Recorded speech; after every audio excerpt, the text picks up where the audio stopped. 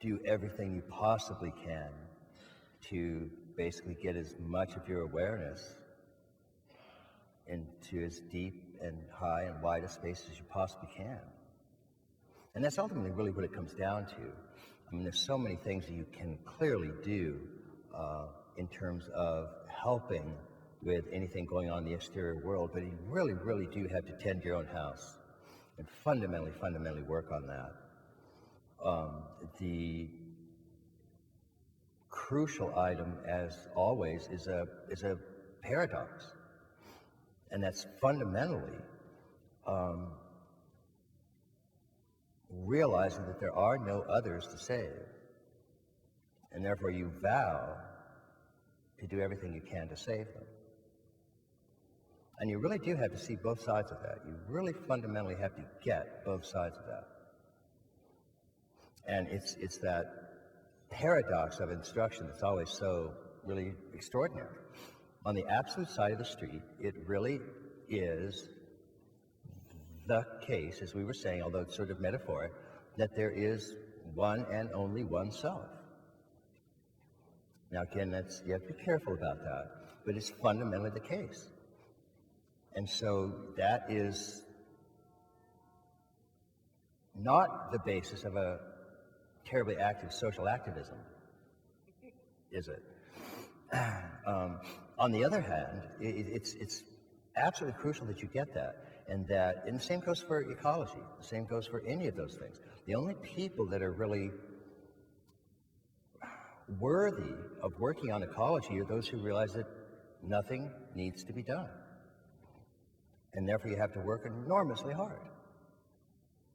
And it's the same through with any of these.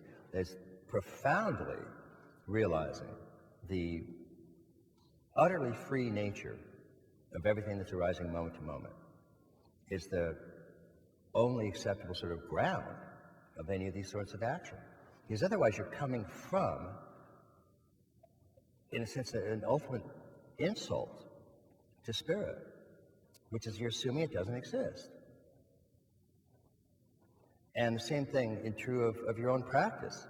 To assume that you're not enlightened is the ultimate insult to spirit.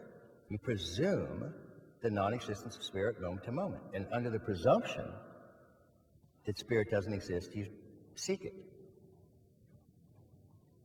So it's the same with political activism. You fundamentally have to realize that things are just fine, radically the way they are. And yet things are truly a nightmare. And balancing both of those, it sounds crazy, but it's a very important sort of thing to keep in mind. Because one side or the other, you get in trouble. And you either don't assume spirit is the only reality, and that presumption of no spirit then guides your spiritual actions, that's kind of goofy. On the other hand, there are people that are just going to get into activism,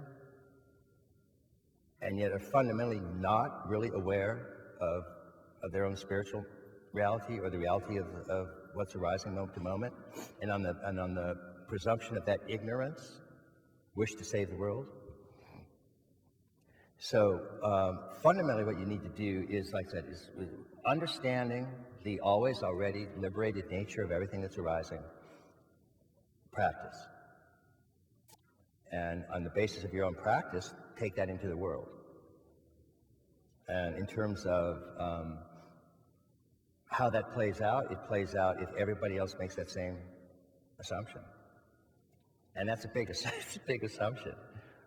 But there's the alternatives to that are to just go insane on a very short glide path. And in terms of whether we're going to make it or not, but I'm telling you, we are neck to neck, aren't we? There's just so many things that potentially can blow us away. My favorite is that missing plutonium. That versions of that just got to scare you all. There's the amount of plutonium it takes to kill all life forms on the planet. I'm talking right down to viruses. Is about the size of a baseball, and there's about a basketball's worth of it missing. from various Russian reactors and stuff like that. Now that's got to, that's kind of scary. We're not talking about just a little thing like global warming. That's nothing. That's a day. As far as I'm concerned, global warming, all that's doing is making Denver a better place to live. And I don't, I'm going back to fluorocarbons in my deodorant just to help that one along. But plutonium, that stuff lasts for, that's got a half-life of a gazillion years. So, I mean, that's got to be kind of scary. If you don't get that part of just the sort of disaster things that can happen, then you get the things that legally can happen.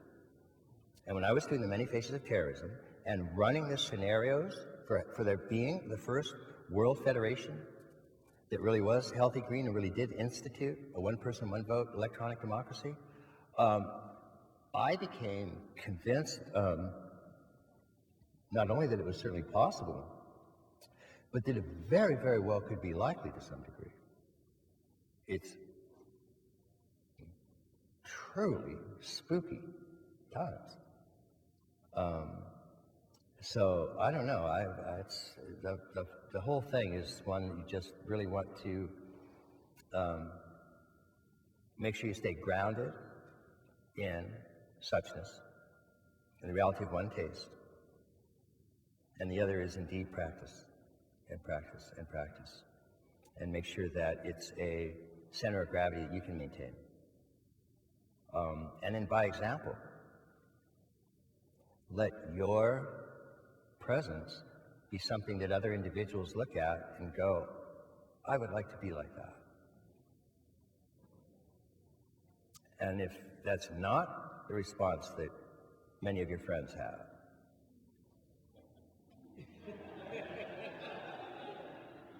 well, that's not helping. And if you're really repulsive, you probably become an activist. You know what I mean. And on the other hand, how many, there's all sides of the streets. There's a lot of really well-intentioned, long-term spiritual practitioners and teachers are not somebody you'd want to emulate, are they? So it goes for all of us. And it's not being judgmental in the bad sense. It's truly, we have to be our own heroes and our own heroines. And that's just a really good place to start.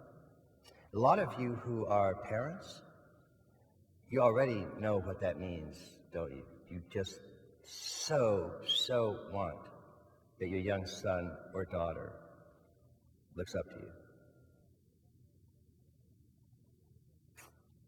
I've got 2 dogs, I'm hoping come along with that. And those are the little things that being human is made of, isn't it? So let your own presence be something that convinces the world.